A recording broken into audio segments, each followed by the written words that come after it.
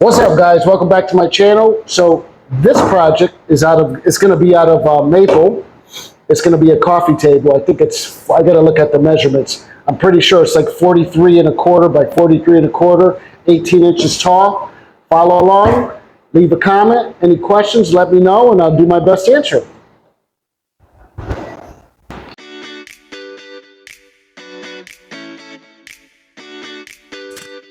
All right here, I like to take my track saw to start my milling process, and this right here gives me one straight rip on each board I do this to.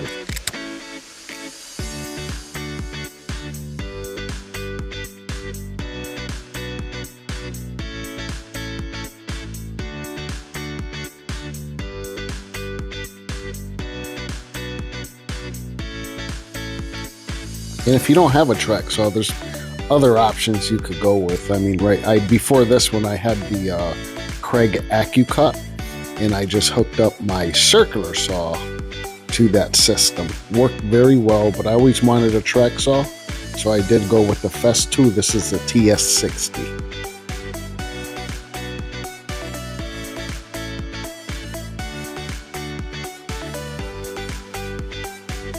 And once I do my first rips on all these boards, I like to bring them to my miter saw and just give me one straight cut on the end of each board.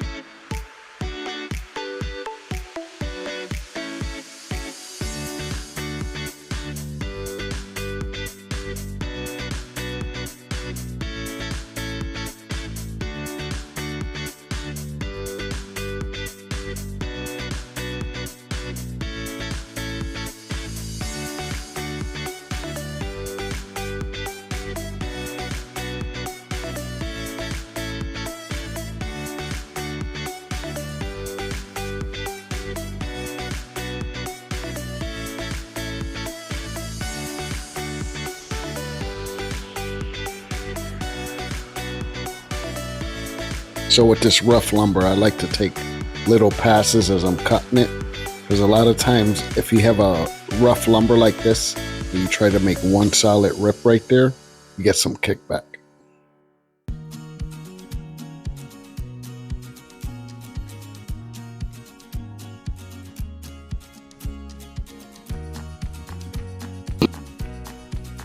Once I do that cut, I go straight to the planer. This is a DeWalt 735X. Really nice planer. I don't have the helical head on it. They do sell the Shelix that you can add to this planer, but at this point I just got the straight knives, and it still does well. I mean, I had this thing going on for about 2.5, 3 years right now, and I just actually replaced the blades about 2 weeks ago. So I mean, it's really a nice planer.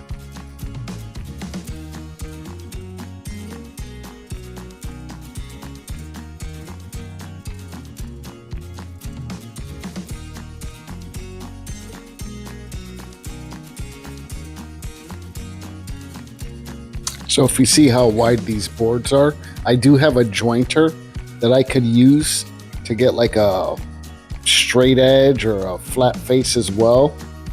But these boards are so wide that I couldn't use my jointer at this point because it's only a 6-inch.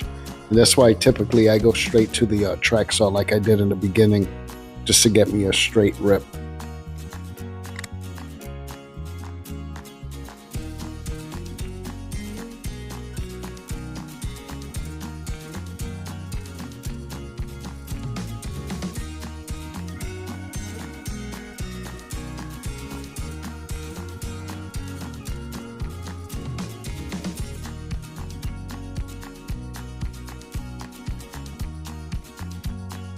And at this point, I go back to my miter saw, cut these boards down rough lengths. I think I chopped this one down at 45 inches. And the remaining of the board I use for my table legs.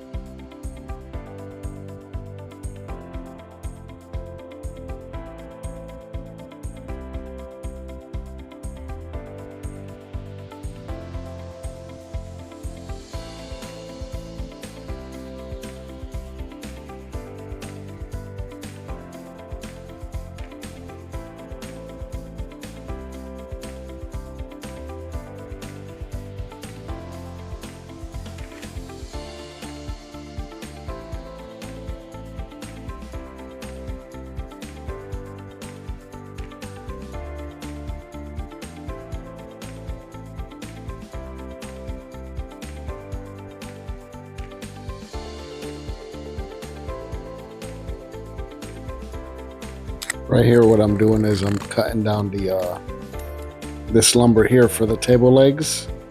So I'm at about 3 inches right here because I'm going to do a glue up because these legs are going to be 2 by 2. So I had to do a glue up to get to my thickness.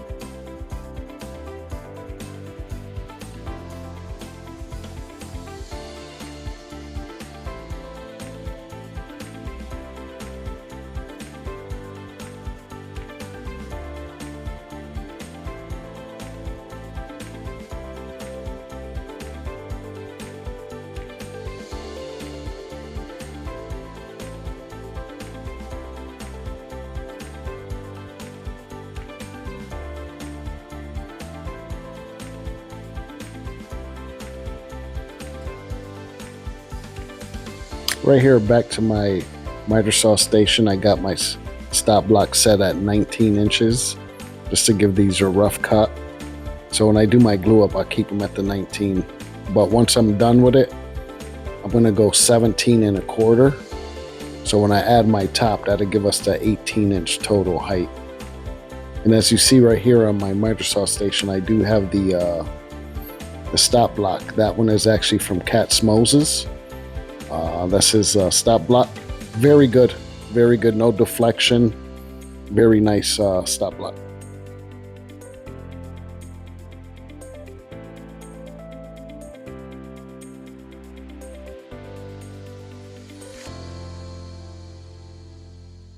Onto my glue up right here. You can see me, I'm just looking at grain pattern, just trying to get everything close and matchable as possible. What else? These are the Bessey parallel clamps. I like these clamps because once I'm done with this glue up, I could actually stand them clamps up, and you could just put them to the side against a wall or something. And just being in a small garage, I mean, the space is something that you really need in these small shops. So with these parallel clamps, it gives you just keep everything against the wall.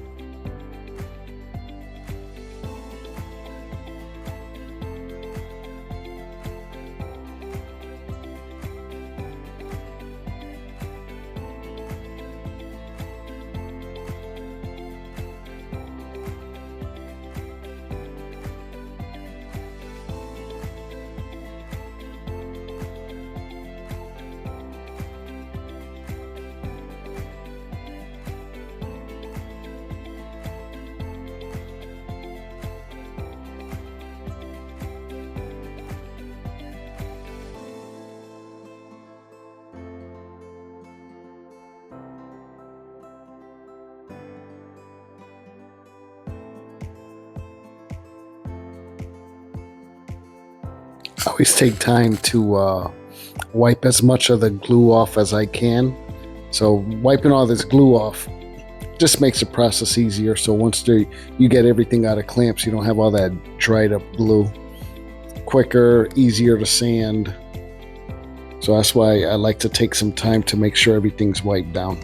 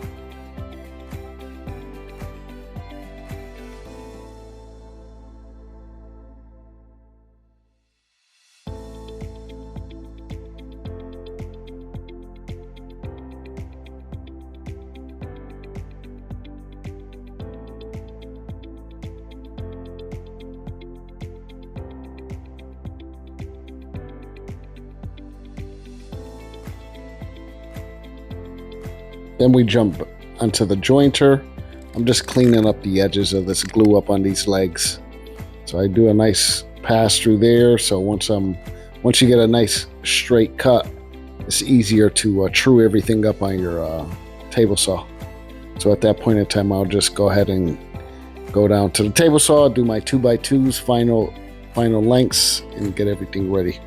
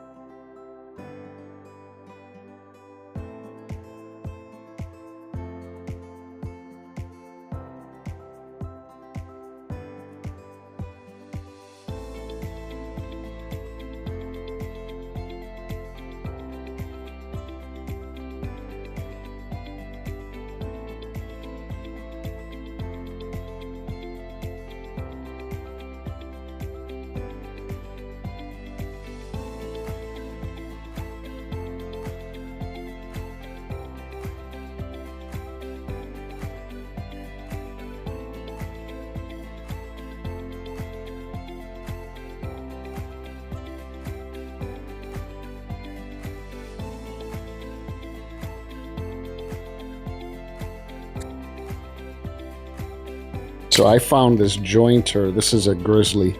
I found it on the marketplace. You pay like $400 for it. It's real clean. I lucked out on this one. I was actually going to buy a new one, which was almost $1,000. And that same night I was thinking about buying it, I jump on the marketplace and I find the exact same one for $400. Obviously it's used, but I mean, it was so clean and the guy took real good care of it. So I lucked out on that one. Right here, I'm just getting ready for my tabletop. I'm doing the glue up here. I didn't video everything, but at this point in time, I'm doing a partial glue up. So instead of having all them boards at 43 inches wide, all glued up at once, I do it in sections, give it about 5-6 hours in glue, take the clamps off, then I do my final glue up. So instead of having multiple seams, at my final glue up, I only got to worry about 2 of them.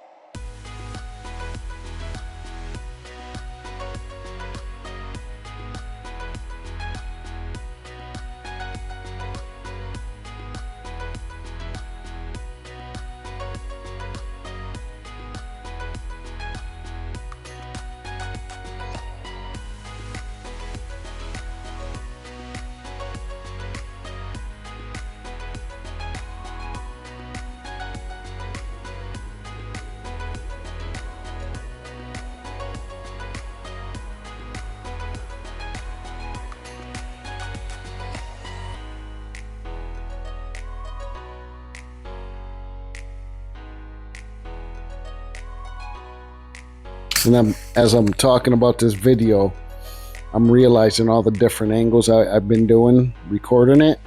And this is my first real video, so I'm learning. I should have had different angles, but hopefully the next video will be a little better for you guys.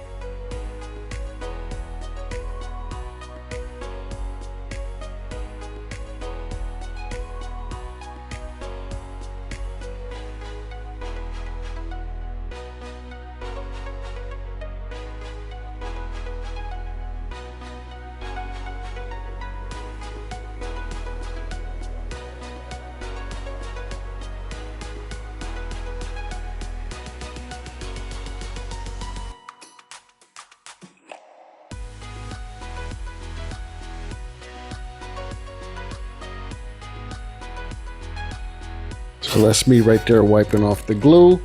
I did not video the sanding part, which I'm pretty sure you guys know how to sand some lumber. Next one I will show some content on that, but at this time I forgot it, so I do apologize. But yeah, that's pretty much the process, you know, just keeping everything in glue, doing all your sanding, final cutting. But this one was it was a fun one. It was a pretty cool build.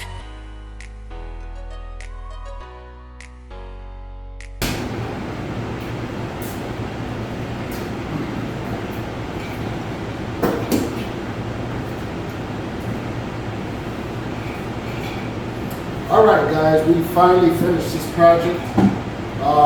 Coffee table's done. I'm gonna do a quick final sand. I'll probably sand it one more time just to make sure it's smooth now, it's ready to go. But I'll do the base one more time, and then I still gotta get the little clips to fasten it to the legs. I just don't have them right now. I gotta go to the store tomorrow and get them.